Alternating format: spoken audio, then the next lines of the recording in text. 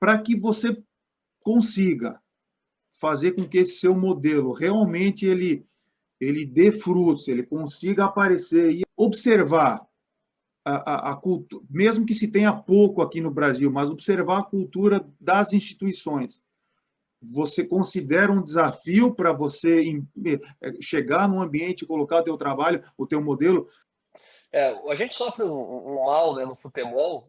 Eu penso que não é só no brasileiro, talvez o brasileiro se acentue um pouco mais, Piccoli, que é de realmente os clubes não terem uma identidade própria. Pelo menos a grandíssima maioria não tem uma identidade, uma cultura de futebol clara do que deseja. E aí ficamos, sim, suscetíveis, né, às escolhas dos dirigentes, que normalmente fazem a opção pelo treinador mais importante da última semana.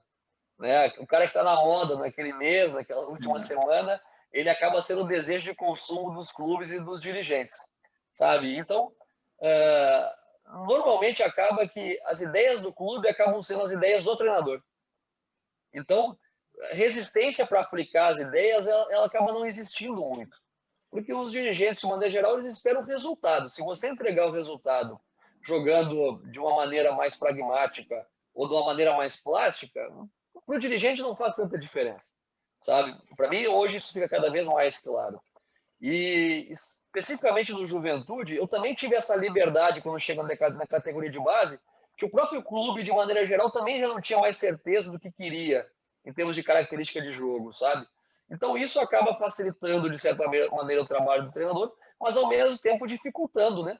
Porque a margem, daqui a pouco, de você fazer um jogo um pouco mais elaborado, um pouco mais complexo, e quando eu falo complexo, porque é um jogo que depende muito mais de tomadas de decisões, né? Que requerem treino e, principalmente, uma proatividade do próprio atleta em interpretar o que acontece dentro do campo, uma capacidade do atleta interpretar a melhor decisão. Isso aí você está suscetível a perder a qualquer momento. O perder até muito mais do que ganha no início. Então, por isso que é importante um pouquinho de sorte no início, para as coisas indo se encaixando também. E o Juventude, mesmo que eu tive uma ascensão um pouco maior como treinador, naquela categoria que eu estava inserido, tinha muito bons jogadores, né? Isso se provou depois, né? Jogadores que tinham qualidade individual também para fazer aquilo. Se não tivesse jogadores de qualidade, não teria saído. Tinha um goleiro que jogava muito bem com os pés, que era o Elias. Tinha, né, jogadores que tinham qualidade para sair jogando com muita coragem, ali o Fábio Alemão, recordo, o Vidal, né, uma turma que jogava muita bola, o Mossoró, o Aldo, que era um zagueiro canhoto que tinha qualidade na primeira fase, jogadores corajosos que já tinham passado até por categorias de base de outros clubes, sabe? Então, me preocupa, né, essa questão que não exista uma cultura institucional, são poucos clubes. Talvez o Red Bull, porque ser um clube muito específico, com uma realidade muito específica no Brasil. Talvez o Atlético Paranaense, né, porque mesmo tendo uma cultura já estabelecida de algum tempo, ainda muda muitos treinadores conforme os resultados, sabe? Isso também acaba atrapalhando um pouco na continuidade, mas tem uma categoria de base que tem alguns processos claros. Então, me preocupa, eu tenho tido um olhar muito mais claro para isso, sabe? Muito mais aprimorado, ainda mais depois da minha última passagem, né, no Corinthians, onde eu fui convidado para mudar a cultura de futebol, onde teria tempo para isso, mas a gente sabe que o tempo ele é relativo, ainda mais num clube de muita visibilidade, de muita cobrança, né, onde o resultado tem uma importância fundamental, né, a curto prazo. Tá? Então, eu me preocupo sim com a cultura do clube. Também, né, tenho repetido esse tipo de pergunta aos dirigentes quando me procuram. Por que eu? Por que você acha que eu posso treinar o seu time? O que você acha que eu tenho de bom e de ruim que eu posso entregar? Para que a gente possa ter uma clareza e realmente uma sinergia, né, de ideias, que não tenha que consertar nada depois com o carro andando, né? Eu não sabia que você fazia aquilo, sabe? Então, esse tipo de construção para mim é cada vez mais importante. E aí a gente entra também num outro problema, Piccoli, que é eu durante muitos anos no futebol, né, eu tinha que estar empregado, né, porque não era só uma questão de oportunidade de mercado, mas também de necessidade pessoal. Questões financeiras, questões estruturais, né, de manter a minha família, né, andando, ter colaborado no bem-estar da minha casa. Então, a questão financeira era importante. Então, não tinha como escolher muitas oportunidades. Tinha que ir para onde se oportunizava.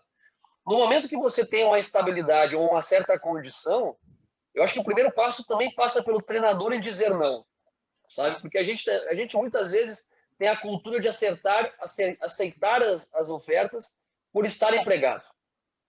Vou para esse clube para estar empregado, porque estando empregado é mais fácil para a sequência da minha carreira.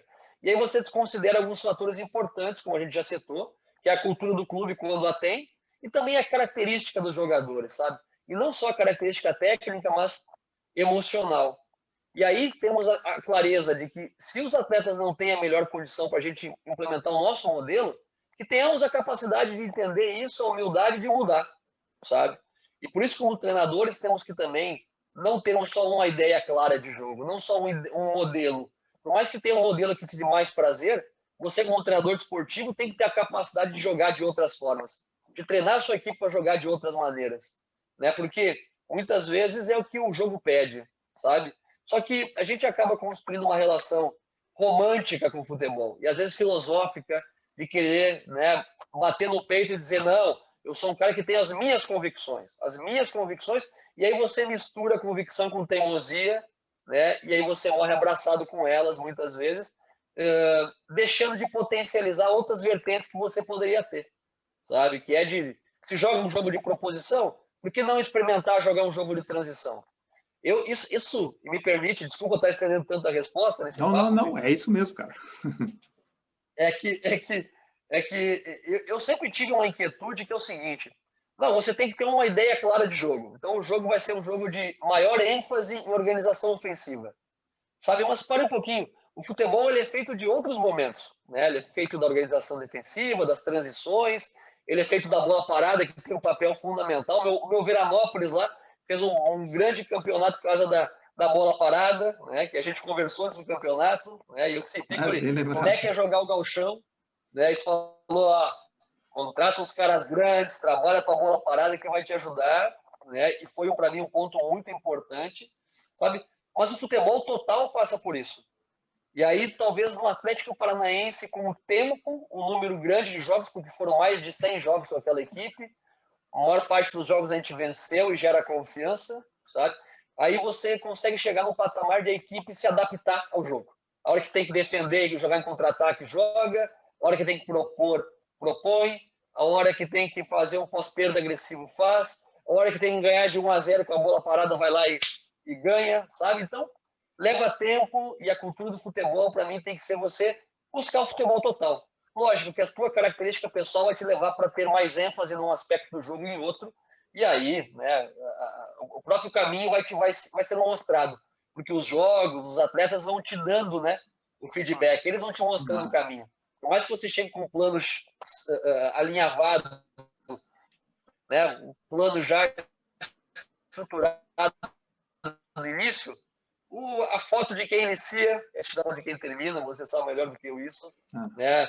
E a gente repete aos jogadores essa mesma frase, né? Não tem titular, porque hoje em janeiro é um time, lá em dezembro vai ser outro, porque eles vão te dando os indicadores de como as coisas vão acontecendo durante toda a temporada. Mas, Thiago, qual é o momento para o treinador controlar um pouquinho a, a ideia central deles? E não, peraí. E daqui a pouco o cara ter que, eu não diria se violentar, mas aí olhar para o futebol total, como você falou, e falar só um pouquinho. Agora não deu para bater naquele material humano que eu estava imaginando. A minha leitura também, às vezes, não foi muito boa. Cara, eu vou ter que agora entregar a bola para os caras e dar uma segurada. Não tem nada de errado, isso faz parte do jogo, mas tem, às vezes, de errado com aquilo que a gente pensa, ou o treinador está pensando na hora. Esse start, quando que a gente. Qual é a leitura para dar esse passo? Não tem uma receita, né, Piccoli? Porque eu penso muito que a conexão com o jogo ela vem se fortalecendo com a relação com os jogadores. Não tem como andar uma coisa desassociada à outra. Não. E lógico que o resultado ele te traz a confiança necessária para que a tua ideia receba uma aprovação maior. E a gente já viu muitas vezes, né, uma equipe às vezes não joga um futebol dentro das ideias que você deseja tão bem, mas vai e vence, e os próprios atletas absorvem e dizem assim, não, foi bom, porque a gente ganhou, né? Porque tem a cultura resultadista, ela está sempre presente. né? Em todos nós, né? Ganhar gera confiança. Sim. E é muito mais fácil, né? Aqueles jargões que a gente utiliza no futebol. Treinar a equipe ganhando é muito mais fácil do que treinar a equipe perdendo, né? Porque você vai melhorando com confiança, a cobrança externa é menor, sabe? Por isso que, para mim, o momento é quando você consegue ter a maturidade, ter uma avaliação da parte qualitativa. Ter muita clareza do que você quer que a sua equipe desenvolva, quais são os comportamentos que você deseja que a sua equipe desenvolva, deixar o resultado um pouquinho de lado e a cada jogo você avaliar. Estamos evoluindo em relação a nós mesmos?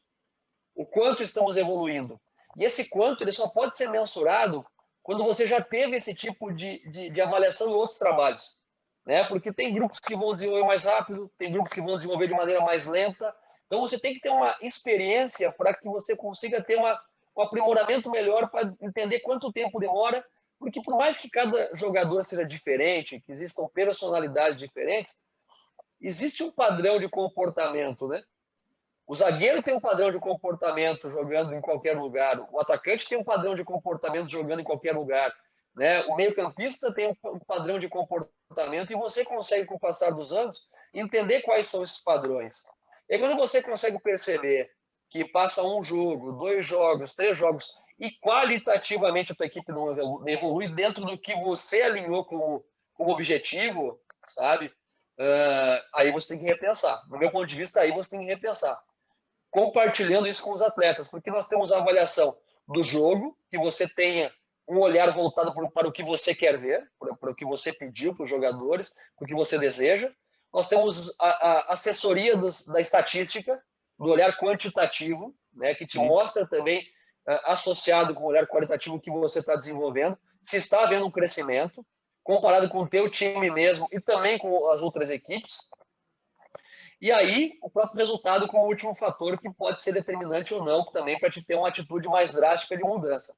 A atitude de mudança pode ser paulatina, né? Você pode mudar um jogador, pode mudar uma estratégia para o jogo, né? E ao mesmo tempo ela pode ser radical, que você muitas vezes tem que chegar e dizer para os atletas, olha, meus amigos, humildemente não está dando certo o que a gente está propondo, vamos mudar a característica do jogo agora, para que a gente possa gerar confiança, ganharmos, e a partir daí a gente, aos poucos, voltar a implementar. Né? Então, esse desenvolvimento não tem uma matéria, né, escrita que a gente possa seguir um passo a passo. Mas eu penso que quanto maior for a prática, né, e a experiência de ter passado por isso muitas vezes, e aí o perder nos traz isso, né? O perder nos traz isso muitas vezes. O ganhar ratifica as coisas que a gente faz. Mas quando a gente ganha, se apaga muitas das dificuldades que se tiveram, sabe? Uma equipe ela se torna vencedora quando você consegue ultrapassar muitas barreiras. Para mim, o Atlético de 2019, por exemplo, é um time que tem muito disso. Ele é um time que disputou muitos jogos de alto nível desde o início da temporada. Né? Porque a gente joga uma Libertadores da América contra Boca Juniors, joga quatro vezes contra o Boca Juniors na temporada, joga uma final de Recopa Sul-Americana 2 vezes com o River Plate, você joga a Copa do Brasil contra Flamengo, contra Grêmio, e então quando você chega para jogos determinantes, jogos finais, você está com um nível de jogo e um nível de competitividade muito alto. Você já passou por aqueles cenários. Você joga no mês de maio uma final de Recopa Sul-Americana contra o River no Monumental de Nunes com 75 mil pessoas, você já ganha cancha, já ganha casca, né, para enfrentar outros jogos de maneira muito natural, sabe? Então, esses detalhes para mim fazem uma diferença para que lá no final você consiga ser campeão. Lá em setembro você vai ganhar uma Copa do Brasil contra um estádio lotado, fora de casa, e jogando com uma maturidade como se tivesse acostumado a jogar esse tipo de jogo. Mas porque passou por esses momentos antes. Talvez se não tivesse passado, teria sofrido, não tivesse ganho. Sabe? Então, assim como funciona com a formação de jovens atletas, que é você expondo aos poucos, colocando em cenários de adversidade, depois colocando em momentos para gerar confiança, assim funciona com a tomada de decisão do treinador. Você vai testando aos poucos, vai entendendo, vai avaliando com o passar da carreira e também dentro do trabalho, sabe? Por isso que o alinhamento com a tua equipe, né, com a tua comissão técnica, com o teu staff, ele tem que ser muito grande. Você tem que estar muito alinhado porque somente o teu olhar não é possível que você tenha uma visão clara do todo, né? A gente controla muitos fatores. Você tem que ter uma comissão técnica, no meu ponto de vista, que esteja muito alinhada com as ideias que estão sendo implementadas e que tenha um olhar também específico para alguns aspectos e que depois, na hora da reunião, você possa ouvir o feedback. E também Sim. ter a humildade de aceitar o contraponto, de aceitar outras opiniões, né? Pessoas que te façam pensar. Eu sempre tive isso para mim. As pessoas que trabalham comigo têm que me fazer pensar, elas não podem concordar só comigo, elas têm que me fazer pensar por um outro, observar o mesmo fato por um outro ponto de vista, para que eu possa daqui a pouco sair da zona de conforto. Às vezes é chato, às vezes você fica incomodado porque você acha que o seu time está bem, jogou bem, aí chega lá o teu assistente e fala assim: não, Thiago, eu não gostei, achei que foi ruim. Aí você se mete na cadeira, faz assim, fica chateado, né, engole, dá vontade de xingar o cara, mas aí você ouve e começa, mas peraí um pouquinho, vou ouvir o que ele tem para me dizer, porque, né, então, a partir daí a gente vai construindo. Então, se eu disser para ti que tem uma solução, não tem, né, Piccoli? Eu sou um Uhum. ator de coisas.